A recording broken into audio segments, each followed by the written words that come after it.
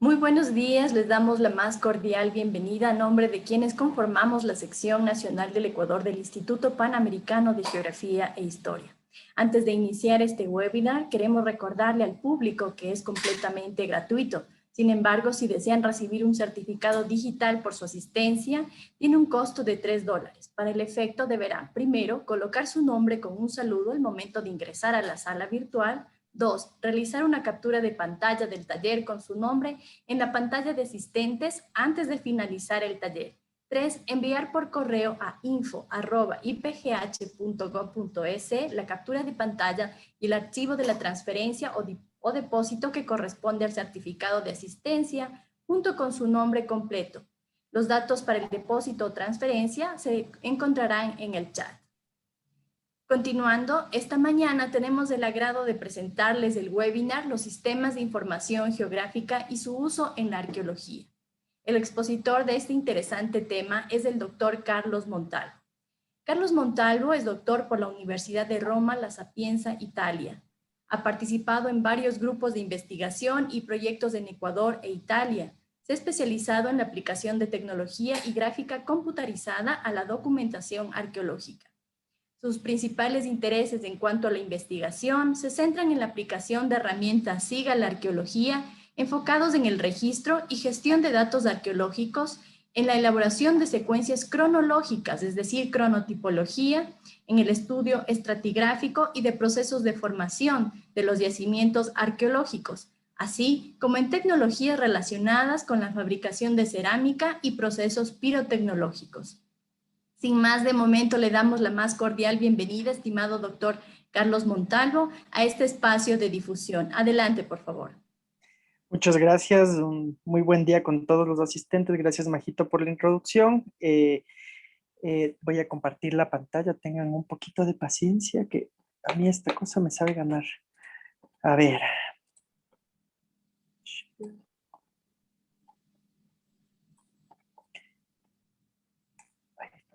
Sí se ve, ¿no es cierto? Sí, correcto, se Ya, ve. perfecto. Bueno, en la charla de hoy vamos a analizar rápidamente las aplicaciones de los SIG o sistemas de información geográfica en la arqueología. No va a ser una charla particularmente detenida, sino es una especie de abrebocas, porque la idea es tratar de organizar una serie de webinars un poco más profundos sobre cada uno de los argumentos que trataremos. Los temas que vamos a tratar en esta charla en particular van a ser los conceptos de base para entender de qué estamos hablando y la línea general en la que nos vamos a mover durante toda la conferencia. Van a ver que muchas de las palabras, muchos de los términos se van a repetir, entonces tener los conceptos de base es importante. Vamos a ver qué equipos topográficos, fotográficos, y bueno, hoy por hoy los drones, bueno, qué equipos topográficos y qué otro tipo de equipos se han sumado a la caja de herramientas del arqueólogo, si queremos llamarlo así. Después vamos a ver en específico un poco de la aplicación de los SIG en arqueología con respecto a los estudios de paisaje, la aplicación de los SIG en arqueología en cuanto a la gestión de datos de excavación y la aplicación de los SIG en arqueología en cuanto a la gestión de patrimonio y tutela, ¿no? Ojo, a pesar de que yo he dividido un poco las aplicaciones en tres grandes grupos, esto no quiere decir que los grupos estén separados. Todos los grupos están interconectados entre sí y generalmente vamos a usar información eventualmente de excavaciones para ampliar la información a nivel de paisaje tanto de excavación como de estudio de paisaje como para la tutela, ¿no? Eso ya lo vamos a ver más adelante con algunos ejemplos que les he traído. Bueno, empecemos desde la base. ¿Qué es un sistema de información geográfica? Aquí en este caso he tomado una definición de la página de la ESRI. Muchas de las definiciones las he tomado de la página de la ESRI, que es una compañía que bueno, no fabrica, ha desarrollado el aplicativo ArcMap o ArcGIS, que es digamos, el aplicativo pagado más usado para este tipo de trabajos, en general bueno, no solo para arqueología, sino para geografía y eh, para otro tipo de aplicaciones. Entonces, un sistema de información geográfica o un SIG, esas son las siglas, Es una estructura para recopilar, gestionar y analizar datos. Arraigado en la ciencia de la geografía, el GIS o SIG integra muchos tipos de datos.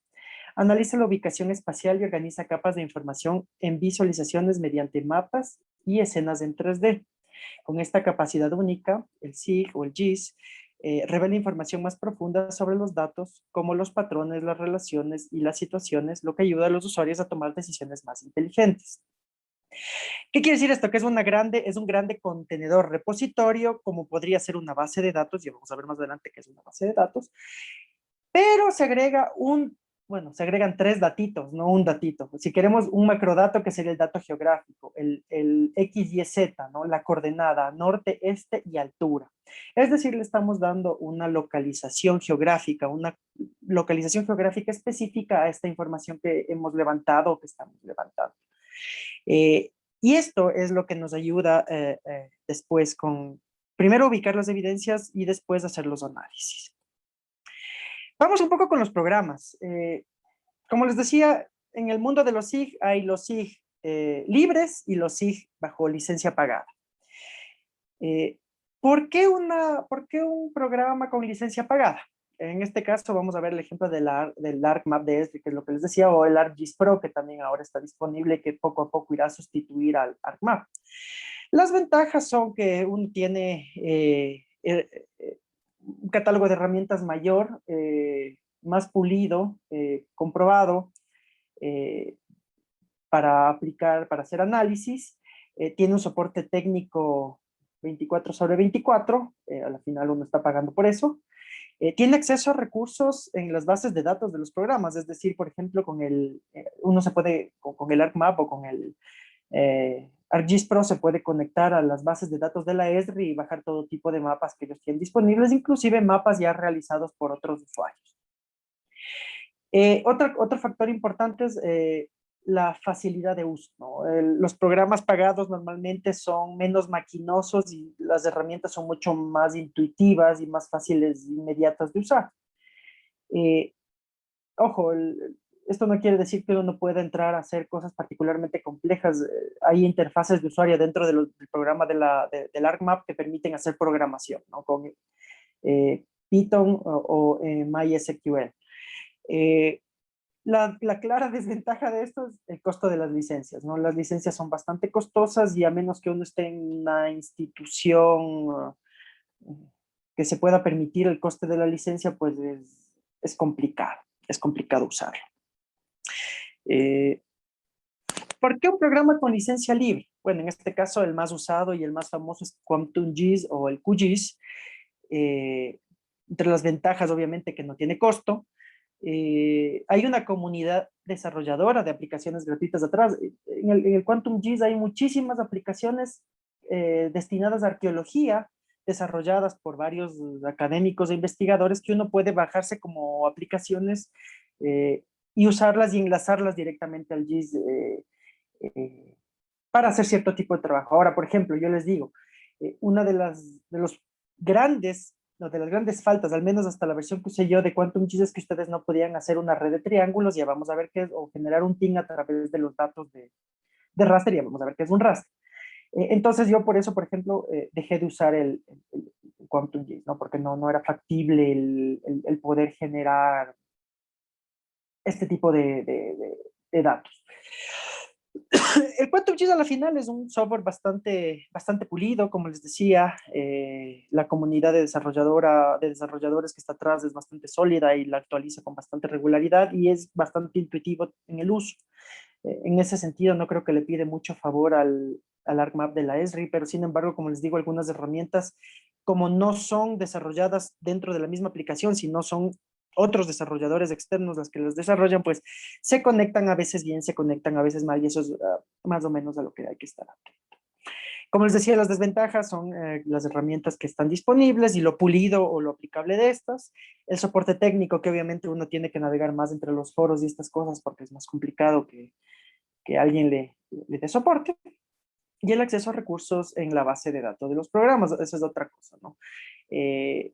Obviamente no tiene todo el catálogo de datos al que se puede acceder a través de una aplicación pagada. Yo creo que, bueno, ya solo estos dos primeros temas darían para una, una acalorada discusión, pero ténganlos en mente porque creo que será interesante hablar de esto también al final de la presentación. Digamos que en general se dividen en 5 grandes grupos las aplicaciones, o mejor dicho, Jones en su publicación del 97 divide en 5 grandes grupos el aplicativo de los SIG en general, ¿no? Para obtención de datos, recopilación primaria de datos, digitalización de mapas, sensores remotos de entrada de datos, para gestión de una base de datos, modelado de datos, creación de metadatos, actualización de datos, creación, preservación de relaciones de datos.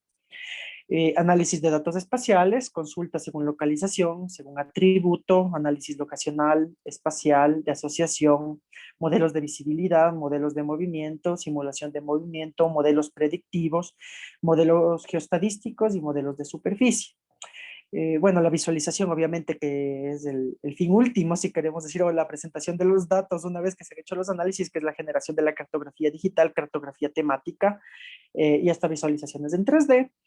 Y la gestión de datos espaciales, pues coordinar transformación, georreferenciación, creación de metadatos, de elaboración de topologías y limpiar datos espaciales, ¿no? Como les decía, es básicamente ponerle coordenadas a la información que tenemos, ¿no? Bueno, vamos con otros conceptos de base. ¿Qué es una shapefile? Como les dije, estas definiciones las he preferido tomar de las páginas de ArcGIS, que al final son bastante confiables como definiciones. Entonces, diríamos que es un formato sencillo y no topológico que se utiliza para almacenar la ubicación geométrica y la información de atributos de las entidades geográficas. Las entidades geográficas de un shapefile se pueden presentar por medio de puntos, líneas o polígonos. Básicamente esto es lo que vamos a tener como shapefiles. Capas de puntos o puntuales, que son básicamente una coordenada X y Z, capas de líneas, como las que tenemos aquí en la foto, las líneas entrecortadas verde y tomate, y bueno, la de polígono que no tenemos aquí, pero básicamente es muy parecida a la de línea. Cuando se cierra, crea un espacio cerrado, ¿no? El espacio de trabajo que contiene shapefiles también puede incluir tablas de database que pueden almacenar atributos adicionales que se pueden vincular a las entidades de un shapefile. Básicamente, aparte de las coordenadas, como les decía, nosotros podemos poner todo tipo de información adentro, es decir, creando campos o definiendo atributos que queremos usar para los análisis posteriores. Una base de datos no es otra cosa que un repositorio o archivo digital creado como un fichero que contiene campos definidos y que es usado para almacenar información. Un Excel en sí ya es una base de datos. Si nosotros definimos los campos que queremos ir llenando, podemos crear básicamente una base de datos, ¿no? Aquí he puesto una visión de la pantalla del Access, en este caso, la pantalla, la foto inferior a la definición, donde podemos ver un formato de tabla Excel, en este caso cargada dentro del Access, donde tenemos todos los campos ordenados según, según la información que queremos recolectar. Esta por ejemplo, es la información que recolectamos en un proyecto que acaba de concluir con Andrés Mosquera del IMP, y en la cual, aparte de eso, generamos una interfaz dentro del Access para crear una ficha, ¿no? Una ficha para llenar más fácilmente los campos. Obviamente, después de esto, se puede enlazar al SIG y se puede hacer consultas en base a la información cargada, ¿no? De eso se trata. Un archivo raster, bueno, un raster es una matriz de celdas, también denominada píxeles. Si ven el gráfico a la derecha, pues cada celda tiene un valor y de eso es lo que se trata. El raster es una serie de píxeles que equivaldrían a cada cuadradito con un valor definido, ¿no? Y a través de ese valor puede ser, bueno, aparte de las coordenadas de X y Z, generalmente se pone valores al menos para lo que vamos a tratar aquí, de altitud, lo que permite generar eh, el siguiente archivo, que es el de DEM o DTM también. Un modelo digital de elevación. ¿Qué es un modelo digital de elevación? Cuando se observa un modelo digital de elevación en un mapa, no se ve una matriz de celdas. En lugar de eso, se ve una capa simbolizada con una rampa de color. Se puede usar efectos especiales como el sombreado para simular el relieve. Entonces ustedes pueden ver aquí en la imagen de la derecha que yo he puesto un raster que generamos de un levantamiento topográfico en el año 2018 en la excavación de Rancho Bajo.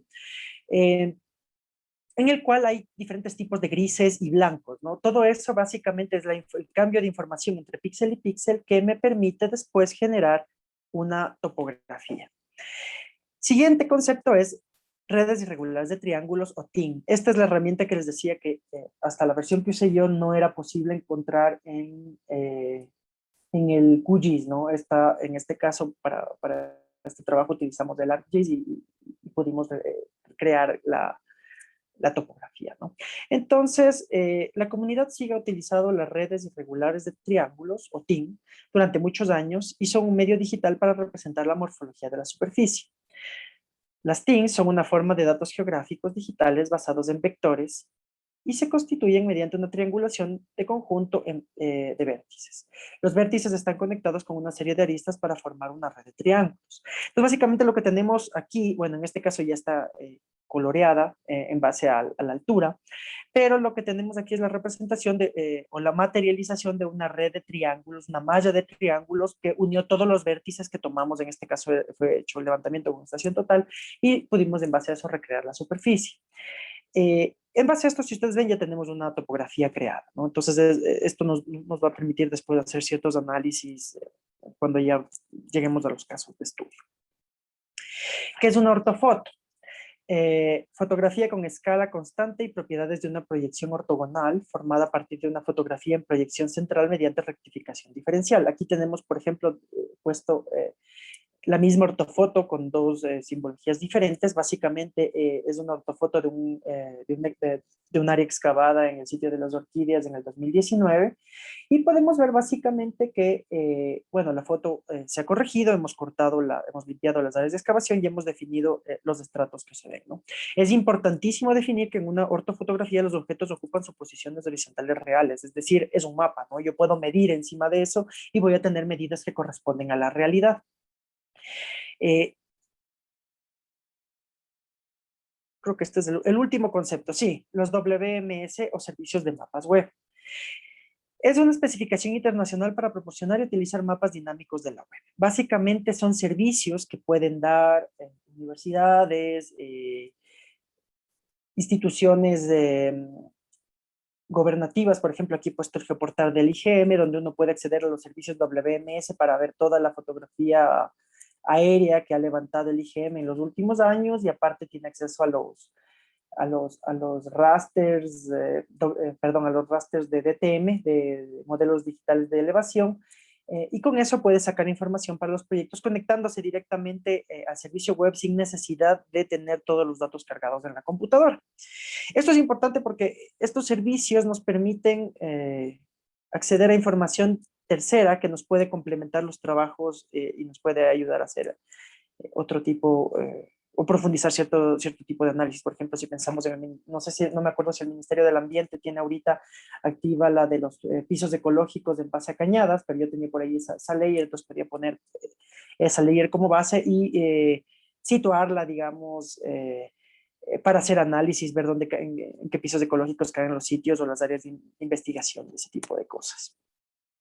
Importantísimo, siempre tener en claro, ¿no? Y esto vale para todo en el SIG. Es imprescindible subrayar que el SIG es una herramienta que permite analizar información apoyando las interpretaciones y observaciones que puede realizar el arqueólogo, el geógrafo, el antropólogo, el historiador, el experto en marketing. Realmente, el SIG tiene una aplicación increíblemente amplia, ¿no? El SIG no genera interpretaciones de los datos sustituyendo al arqueólogo. En el caso de la arqueología, más le da herramientas para analizar y sustentar mejor sus observaciones, además de permitirle presentar eficientemente los datos.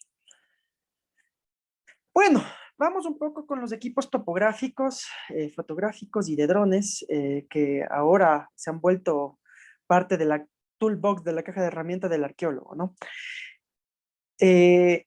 Hasta hace pocos años, estas herramientas eran inaccesibles para los arqueólogos en cuanto a costos. Digamos que en los últimos 10 años los costos se han abaratado bastante y ha entrado además un montón también de tecnología china a precio relativamente bajo y nos ha permitido pues aproximarnos a estos equipos que, como digo, eran inaccesibles, al menos que uno esté dentro de una universidad o de una institución más grande que pueda adquirirlos. Ahora con esto es mucho más fácil posicionar, pues, y levantar la información de campo para el arqueólogo una vez que toma los apósitos específicos, cursos para poder manejar bien los equipos, ¿no? Como digo, ya no es solamente patrimonio de los ingenieros civiles, de los geógrafos y de los topógrafos el uso de estas herramientas. La otra cosa interesante que se ha sumado pues al toolbox es el uso de los drones, ¿no? Hoy por hoy los drones, todas las categorías profesionales que mencioné antes, geógrafos, ingenieros civiles, arquitectos, y bueno, obviamente los arqueólogos también, nos han permitido acceder o levantar información de modo bastante fácil y bastante eficiente y de forma bastante automática y de una manera bastante rápida, ¿no? En este caso, he puesto también la cámara fotográfica porque realmente hoy digamos que el fenómeno de los drones es relativamente reciente, ¿no? Es una cosa que empieza en el 2016. Eh, ya, bueno, las primeras publicaciones que he visto que hablan de drones son del 2016, del uso de drones en arqueología, pero cuando yo empecé a aproximarme a los SIG en arqueología, lo normal era hacer los levantamientos con ortofoto, poniendo la cámara encima de un asta de 2 metros, cargándola y pues fotografiando pequeñas secciones de las excavaciones y después armando un gran fotomosaico, ¿no?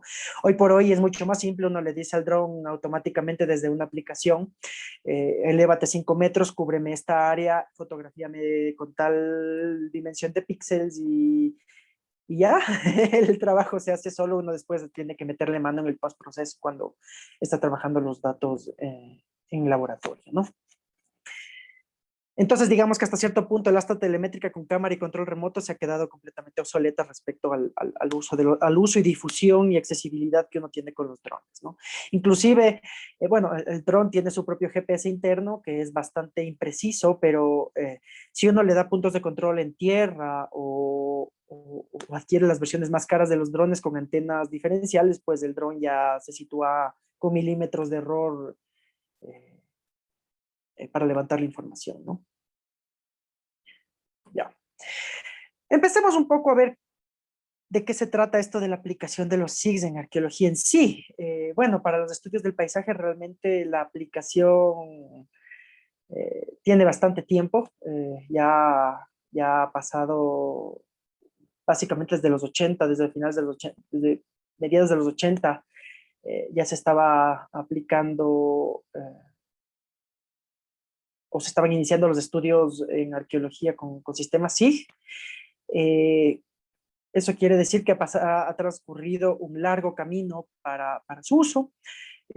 Para los años 90, sí, finales de no, 93, 94, empezamos al uso de gestión de datos de excavación. Y bueno, igual el uso en tutela es bastante precoz como el uso de estudios de paisaje.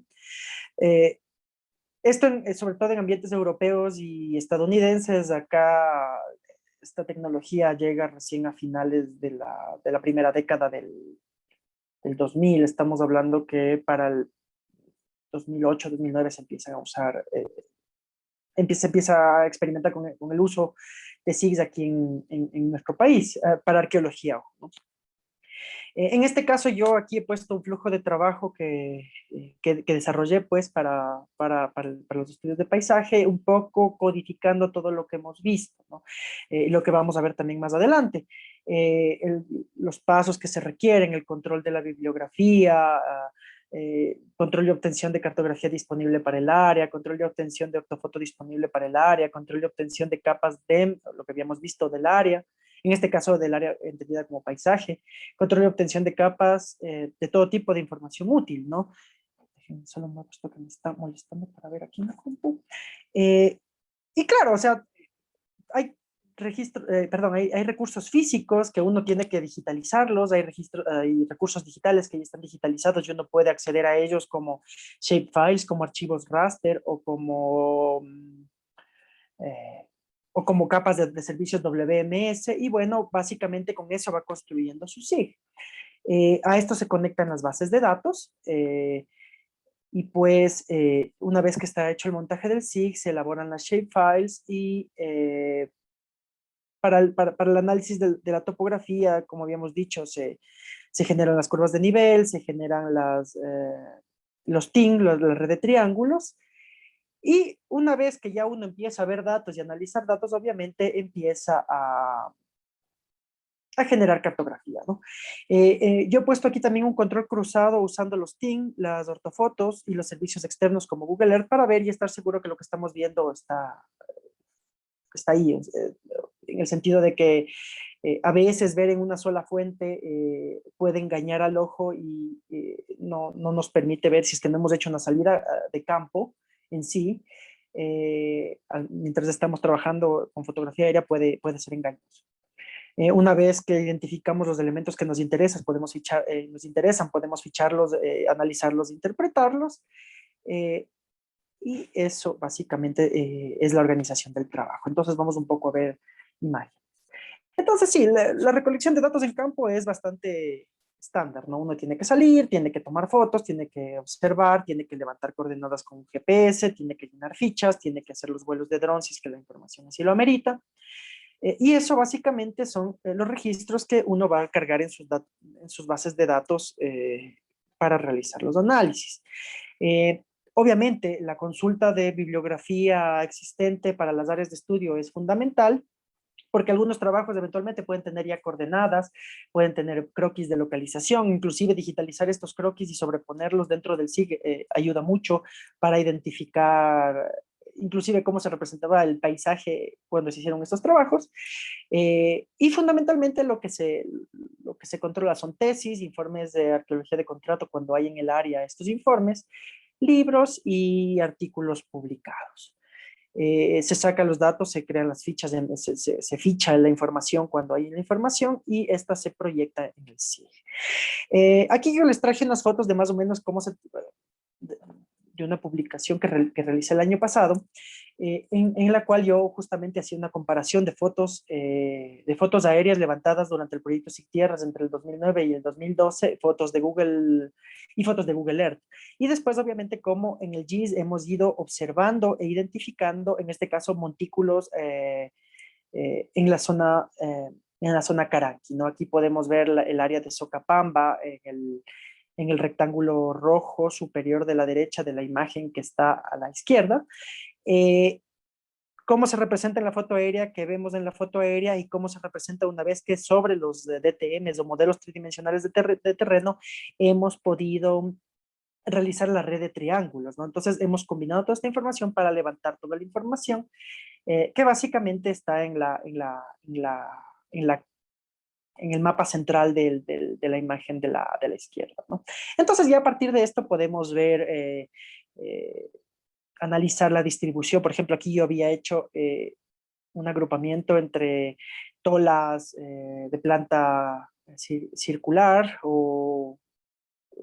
ovoidal, si queremos llamarla así, y tolas cuadrangulares o cuadrangulares con rampa, más o menos viendo cuál es la distribución. Inclusive si ustedes ven, bueno, en la imagen de la derecha, tenemos igual la representación de cómo se ven en el 1.1, 1.2 y 1.3, cómo se identifican a través de las fotos aéreas los pucarás, las fortalezas Inca, y bueno, aquí en la cartografía central de la imagen a la izquierda, pues los puntitos verdes son el trazado de las fortalezas y podemos ver ahí prácticamente que hay una línea de frontera, ¿no? Entonces, este tipo de cosas podemos ya empezar a ver rápidamente en el estudio del paisaje. Después podemos combinar estos análisis con capas hidrográficas, como les decía, con capas eh, de pisos altitudinales, áreas de producción, áreas de inundación y ir viendo y sacando más información de cómo básicamente está relacionado el paisaje. Como les digo, obviamente les doy información rápidamente, solamente uno de estos aspectos les daría para una charla, pero lo que quiero es dar una cobertura general del tema para ya posteriormente, si es que hay el interés, pues vamos segmentando y vamos armando otros nuevos webinars. Entonces, ¿qué otro tipo de información nos puede ser útil? En el caso de los servicios WMS, la fotografía aérea disponible en la página del IGM, como les decía, yo tuve el acceso a las capas de tierras, entonces usé eso. Los DTMs o modelos tridimensionales de terreno o los modelos digitales de terreno disponibles en las páginas oficiales del gobierno, o eventualmente si ustedes hacen un levantamiento con puntos de control y un dron, si es un área relativamente pequeña la que quieren cubrir, bueno, se genera un paisaje con el dron y pueden hacer el análisis ahí mismo. En ese caso ya no sería un DTM, pero, ¿no? O sea, perdón, un WMS. Eh, Como decía, capas eventuales de DTM de ortofotografía para descarga, no necesariamente el servicio WMS. Información en modo de shapefiles recolectada por el INPC o en el caso de Quito, el Instituto Metropolitano de Patrimonio, y servicios de corrección diferencial para mejorar la precisión del GPS en el campo. En este caso, yo justamente conversaba la semana pasada en un curso de topografía en el que estuve, del CPI, que le hago propaganda de paso. Conversábamos justamente de lo extraordinario que es que hoy en día la red, el IGM, haya liberado sus datos a través del protocolo en Trip y uno puede enlazarse desde su GPS sin pagar nada y corregir con los datos oficiales del órgano de gobierno, ¿no? Esto es yo considero que es un gran avance y bueno, como les decía, los arqueólogos nos que generalmente tenemos mucha plata por los proyectos, entonces si podemos ahorrar el pago del servicio de corrección del GPS, pues bien venga, y si son con datos oficiales, pues mejor aún. Eh, Esto con respecto al paisaje. Vamos un poco con la gestión de datos de excavación. Igual, en otra publicación con otros colegas del año pasado, publicamos este flujo de trabajo, que es muy parecido al flujo de trabajo que ya vimos, pero obviamente se integra, ¿no? Vamos viendo cuando uno se enfrenta al montaje de un sitio de excavación, tiene que ver los informes de investigación en el caso del sitio, de temporadas anteriores, los materiales publicados, eso con respecto a la información histórica del sitio. Eh, Hay que tener todo súper bien organizado, diarios de campo, generar las matrices de Harris para entender cómo se van formando eh, la, la estratigrafía, los mapeos de la excavación. Prácticamente este modo de gestionar la excavación se vuelve prácticamente un otro diario más de campo, con todo el promemoria de cómo se ha ido levantando toda la información, todas las capas, en este caso, o niveles, como quieran excavar, a través del uso de una estación total y de un GPS de alta precisión para posicionar los hallazgos, ¿no? Como habíamos visto, los drones también ya son parte del equipo. Lo que se hace, se planta una red de puntos datum o de puntos conocidos para generar triangulaciones. Se hacen los levantamientos topográficos de la superficie actual, todo se vuelven datos básicamente shapefiles, ¿no? Las delimitaciones, los cuadrados, los puntos importantes, las muestras, los artefactos, eventualmente las estructuras que se puedan identificar, ¿no?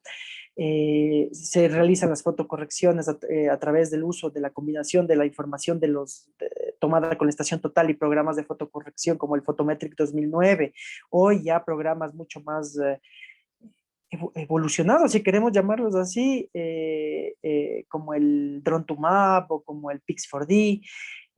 Bueno, ahí el software que cada quien quiera usar, eso ya es a discreción de cada uno, pero lo importante es que se haga la corrección para que la foto, como habíamos dicho, se vuelva una ortofoto, no se vuelva un plano. A esto se agregan capas de información geográfica.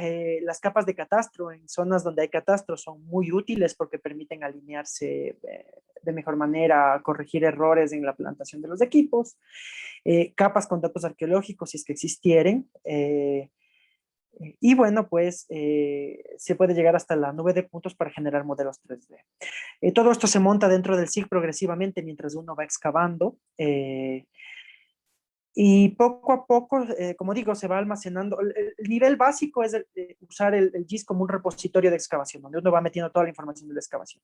Pero al mismo tiempo, si uno ya da un paso más allá, puede analizar la distribución de materiales por cronología, por estratos, por localización de las muestras que no ha tomado, análisis espaciales intrasitio de todas maneras, que permiten complementar las interpretaciones, ¿no?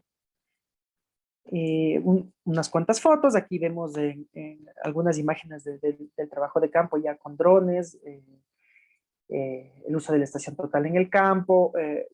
La primera imagen de la izquierda es una comparación porque uno puede o georreferenciar enseguida, si cuenta con un GPS, la red topográfica, o puede crear una red topográfica que funcione sola, digamos, que no esté georreferenciada, como la de la imagen, la segunda parte de la misma imagen, eh, donde básicamente todo al interno tiene su localización en un sistema de coordenadas 000 que no son reales.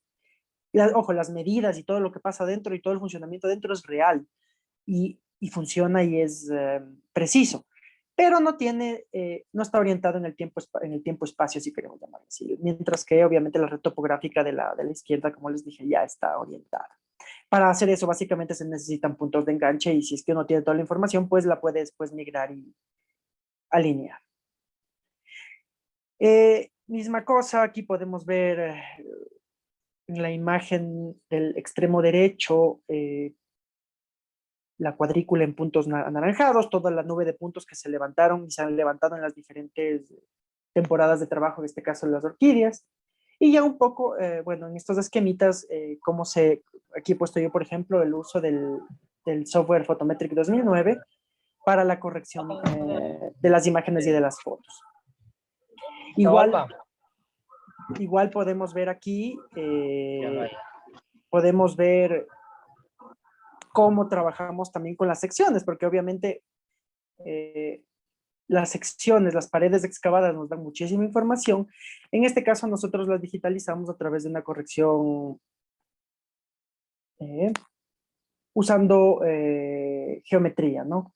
Hemos puesto puntos medidos que sabemos cuánto miden formando un cuadrado o un rectángulo y hemos corregido así. Eso por un lado. También se puede levantar la línea de los estratos formando las líneas. Como podemos ver, la imagen es pequeñita en el extremo inferior izquierdo. Y después con el ArcSend, que es un aplicativo en este caso del ArcGIS, podemos pues moverle y volverle 3D y ver la estratigrafía. Misma cosa, ¿no? Recolección y almacenaje de datos en el caso de la consulta bibliográfica, indispensable leer las tesis, los informes de arqueología de contrato cuando hay, los libros cuando hay, los artículos cuando hay. Diarios de campo se agregaría en este caso cuando ya han habido excavaciones previas, si es que están disponibles y se pueden encontrar, pues estos dan también muchísima información. Esta se digitaliza si es que hay croquis, mapas, mapas, áreas referenciadas, coordenadas, se usan y se ingresan para complementar la información y crear un histórico de las investigaciones del sitio.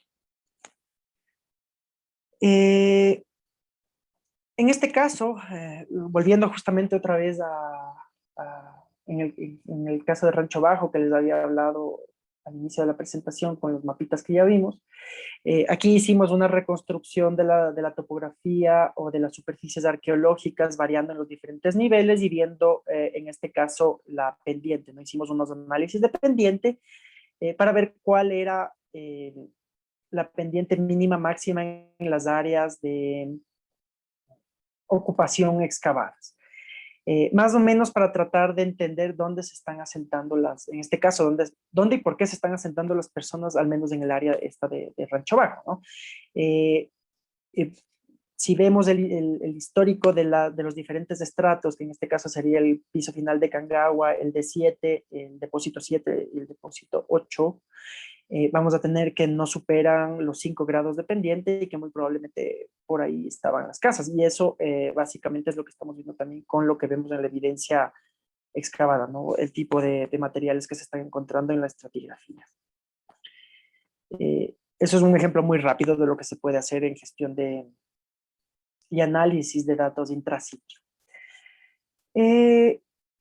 Misma cosa, tenemos un ejemplo muy parecido para lo que es la gestión de datos de excavación. Podemos usar los servicios WMS. Había dicho que en este caso ya nos podemos engancharnos también a las capas catastrales del municipio, cuando hay capas de TM y de ortofotografía, si es que hay en WMS o si es que hay para descarga. Y para el plan, obviamente para el planteo de los puntos, establecimiento de los puntos, el GPS y un servicio de corrección, el uso del servicio de corrección del que ya hablamos, ¿no? La diferencia es básicamente que en una excavación uno no solo va con el GPS, sino va con el GPS y la estación total, y uno planta sus puntos iniciales con el GPS, y después con la estación total pues ya continúa, por cuestiones de precisión. Gestión patrimonial y tutela. La misma foto que vimos antes, básicamente el mismo tipo de recorridos que en un estudio de paisaje que no implique prospección invasiva con algún método de excavación, visitar los sitios, reconocerlos, delimitarlos. En este caso, como les digo, en el proyecto que terminamos, el proyecto estaba centrado en visitar los sitios del área urbana y de los valles aledaños hasta Pintac, del distrito metropolitano, y ver qué quedaba de los sitios pues reportados en la publicación del 2009 del Atlas Arqueológico.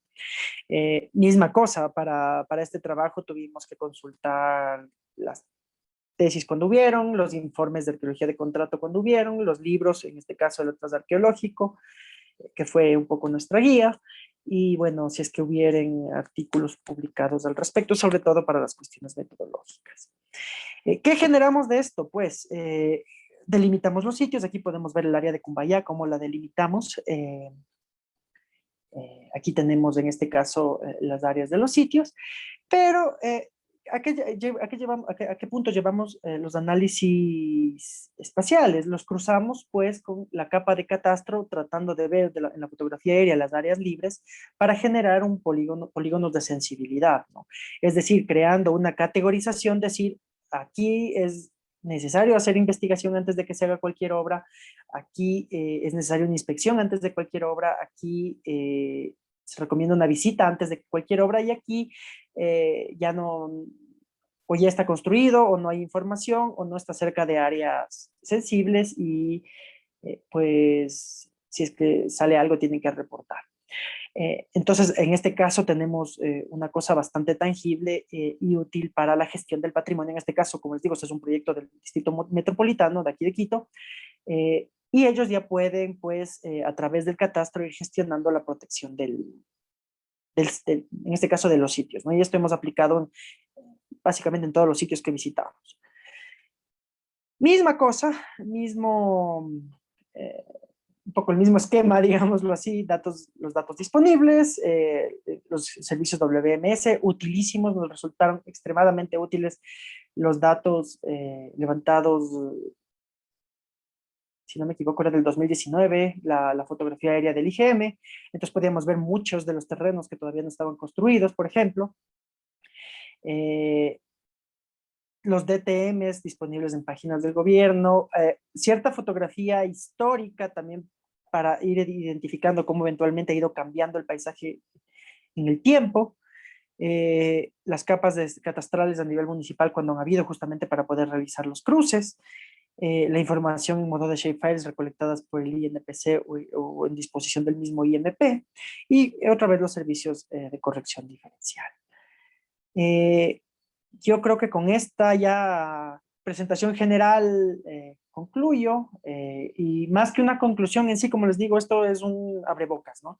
Es más o menos que vean la infinidad de posibilidades que tiene esto para realizar trabajos, y les dejo un poco de bibliografía para que si quieren fotografiarse, si quieren leer al respecto, y yo pasaría a la sección de preguntas. Yo creo que podríamos discutir un poquito al respecto de lo que se ha hablado.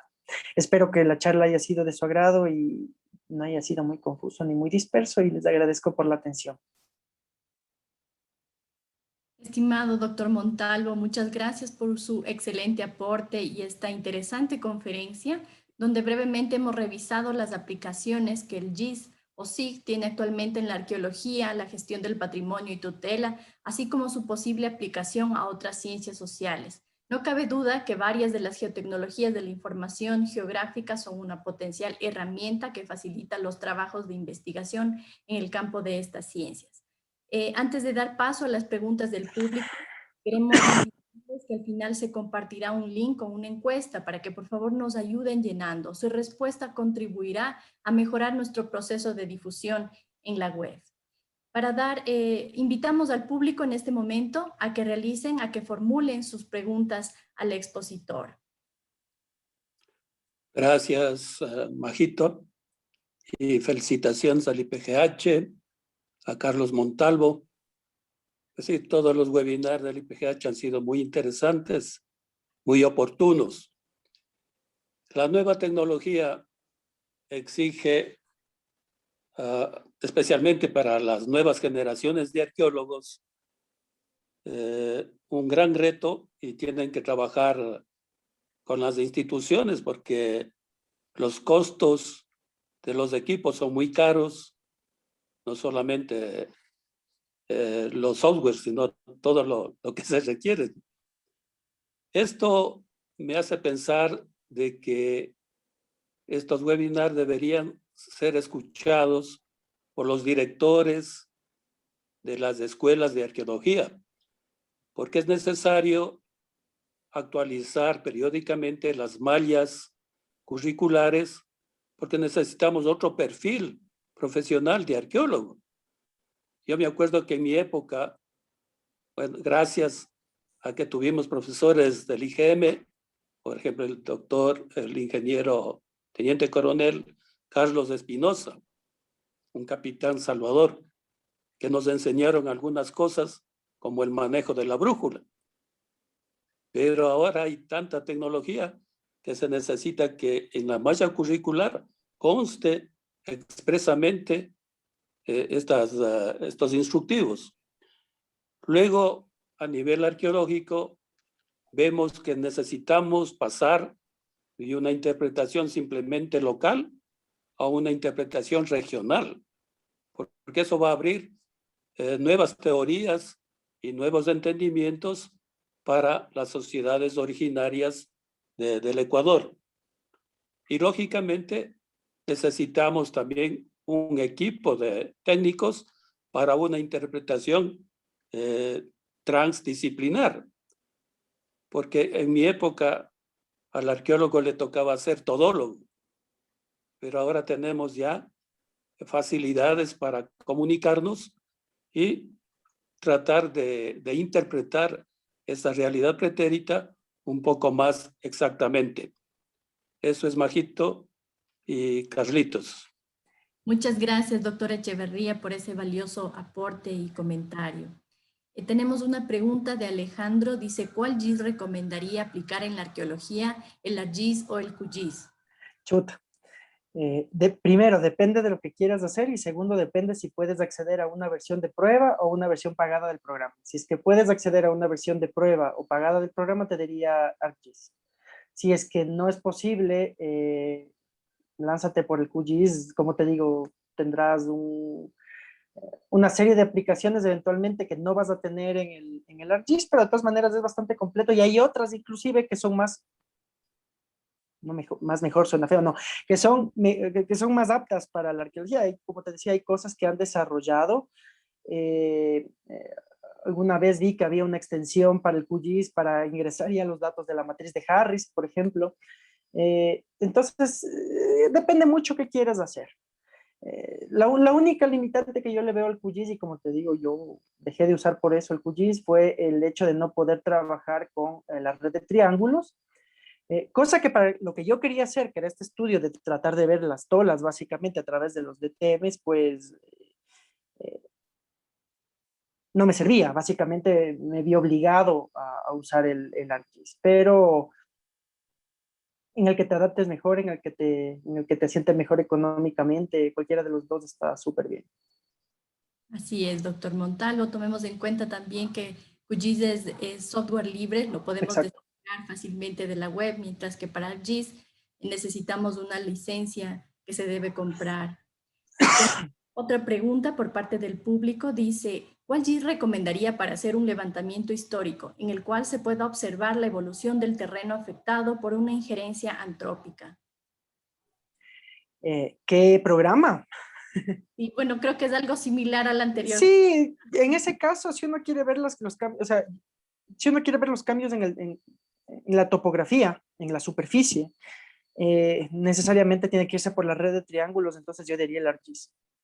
No hay mucho para decir. Eventualmente podría usar, estaba viendo que, bueno, nos enseñó el ingeniero Vinoesa la semana pasada, cómo es el TopoCal, que también ya crea la red de triángulos. No sé si inclusive el AutoCAD crea la red. Yo tengo poca experiencia con el AutoCAD, pero si es que pueden, lo importante es que el software les deje crear la red de triángulos y ustedes puedan ver los cambios en la superficie. Creo que eso sería la cosa primordial y la cosa importante, ¿no?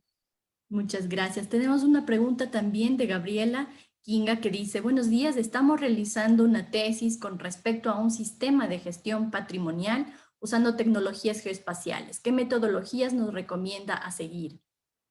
Chuta, a ver, sobre todo la bibliografía en ámbito europeo y en ámbito, sí, sobre todo europeo. Los estadounidenses también tienen bastantísimo material al respecto, pero yo recomiendo mejor, por el nivel de patrimonio que manejan los europeos, es preferible ver qué están haciendo ellos. Hay varias, o sea, la bibliografía, como digo, desde el 2000 en adelante es extensísima. Entonces yo les recomendaría que vean, o sea, por ejemplo, hoy día eh, asistí a una conferencia del doctor Van Leusen de la Universidad de Groningen y él hablaba del modelo de gestión de los holandeses y de los modelos predictivos. Entonces podrían ir por un modelo predictivo. Obviamente para un modelo predictivo necesitan cierto nivel de información. Podrían hacer algo más básico teniendo en cuenta de que de todas maneras y las prefecturas no es que le hayan echado mucha cabeza ni tengan mucha información al respecto. Algo bien básico para empezar el registro. Está todo por hacer, depende hacia qué se quieren ir, o sea, como les digo, hay el potencial, pero depende mucho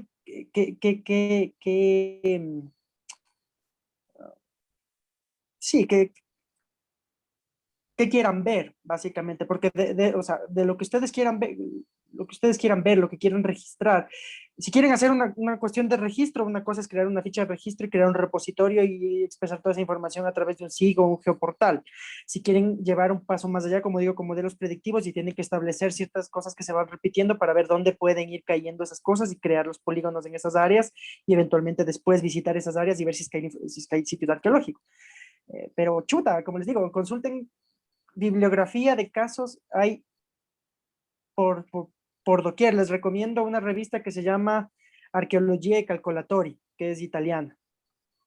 Ellos han manejado bastantísimo estos temas. Hay otra, ¿cómo es?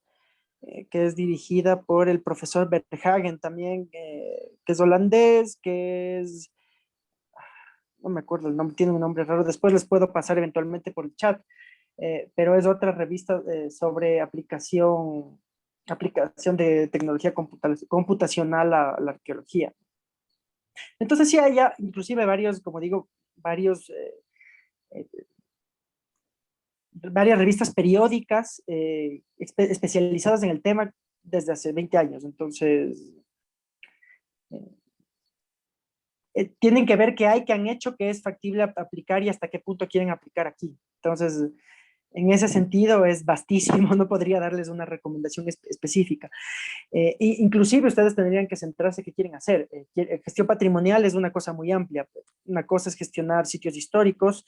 Por ejemplo, si pensamos en un catastro rural sobre las haciendas, algo como registrar el centro histórico y los edificios históricos del centro histórico usando aplicativos SIG, levantamientos en 3D, los sitios arqueológicos, el patrimonio, igual, armar un SIG con patrimonio antropológico o con datos de archivo. Entonces o sea, el campo de aplicación es exterminadamente gigante.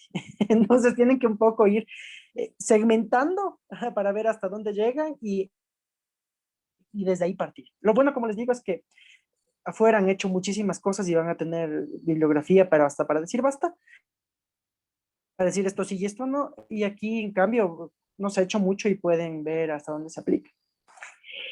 Muchas, Perdón, no sé si muchas eso respondía a la pregunta.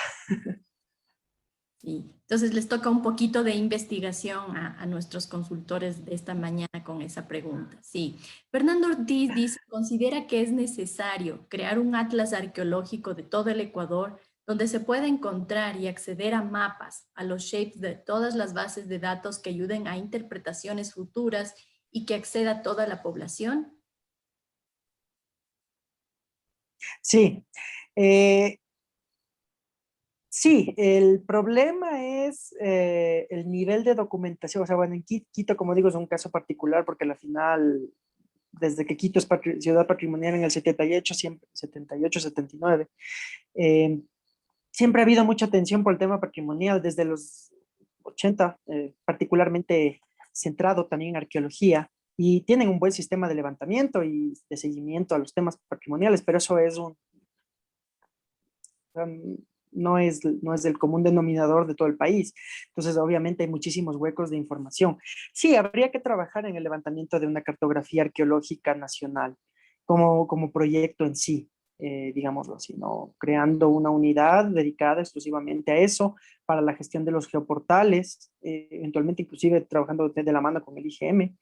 eh, y que no sea, o sea, que la información, uno pueda tener una información completamente accesible al público general, donde un ciudadano, un niño de escuela puede entrar y explorar el mapa y ver, ah, mira, aquí han estado los manteños, mira, acá han estado los caranques, que pueda interactuar fácilmente con esa información.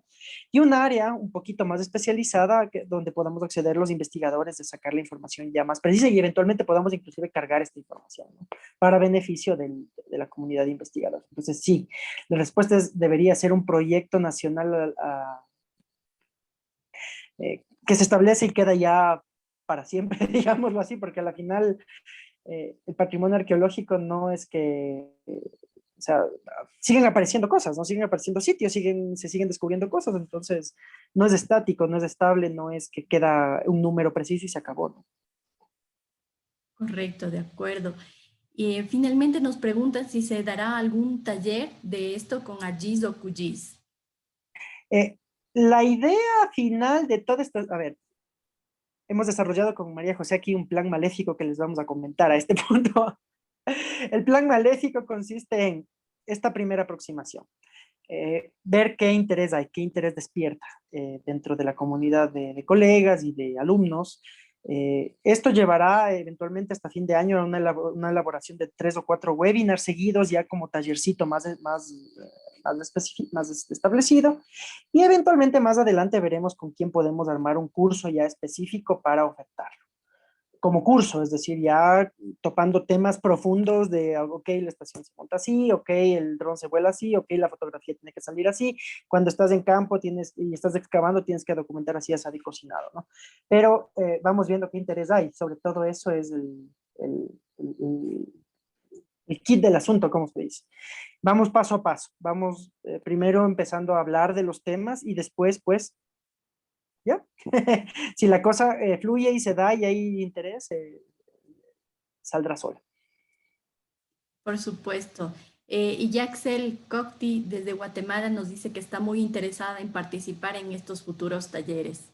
Chéverísimo. Más bien, muchas gracias por seguirnos desde Guatemala. Muchas gracias. Carlos, yo tengo una inquietud. Desde su Ujú. experiencia con el uso de GISO o las otras herramientas de tecnologías de la información geográfica, ¿cuál ha sido la más complicada o la más compleja de utilizar en la investigación arqueológica?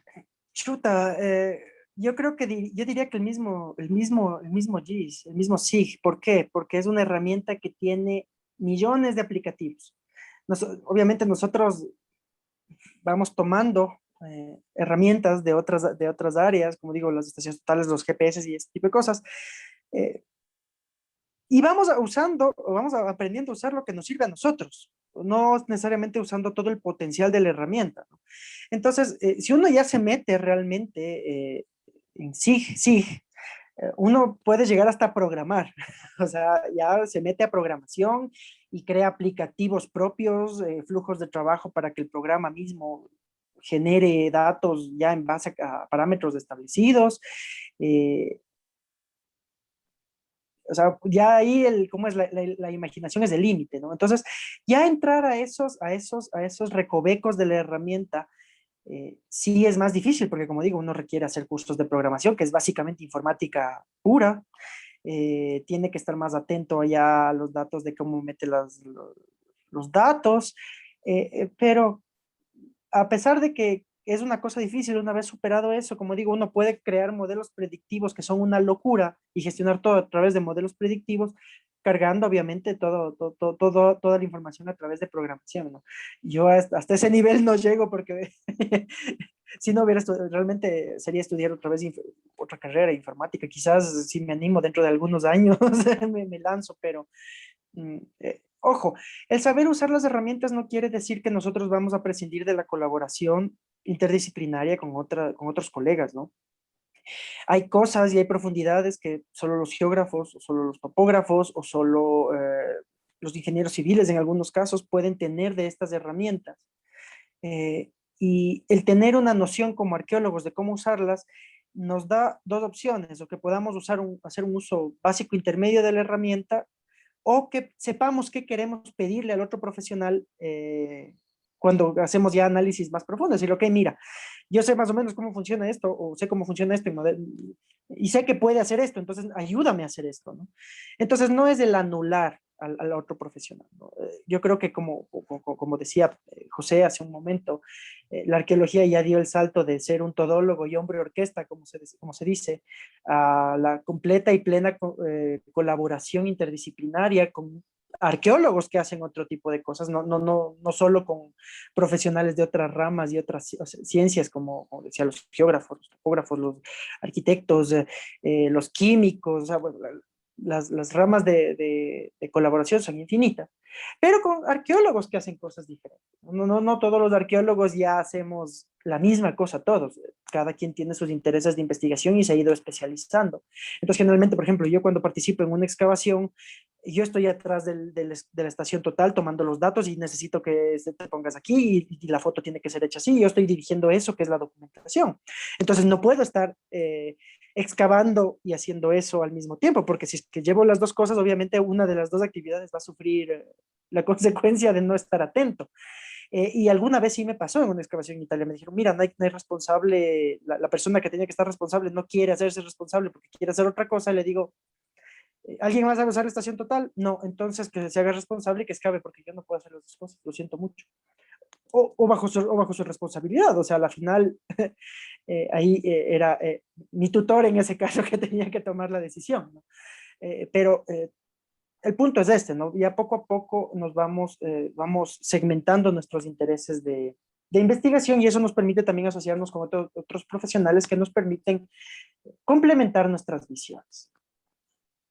Así es, Carlos, muchas gracias. Así se fortalece el trabajo de investigación. Estimado Carlos, a nombre de quienes conformamos la Sección Nacional del Ecuador, nos sumamos a las felicitaciones del público. Muchísimas gracias. Y le agradecemos por esta valiosa participación. Nosotros queremos recordarle al público que la grabación de este webinar va a estar disponible en YouTube para visualizarlo nuevamente. Para ello deben ingresar a YouTube y buscarnos en nuestro canal IPGH Ecuador, Sección Nacional del Ecuador IPGH.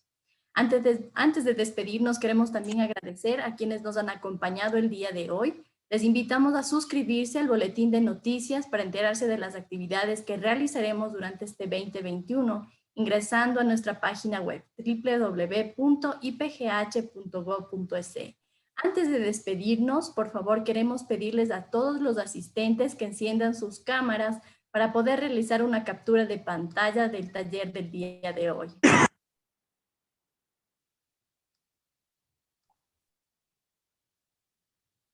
Por favor, enciendan sus cámaras. Les damos unos minutitos hasta que se acomoden, se peinen. Muchas gracias. Con un caluroso saludo desde acá, desde la Sección Nacional del Ecuador, les agradecemos el día de hoy. Listo, Muchísimas gracias. Captura de pantalla. Muchísimas gracias. Muchísimas Muchísimas gracias. Ustedes por el espacio y encantado, más bien, como digo, muchísimas gracias por permitirme contarles algo de lo que se hace.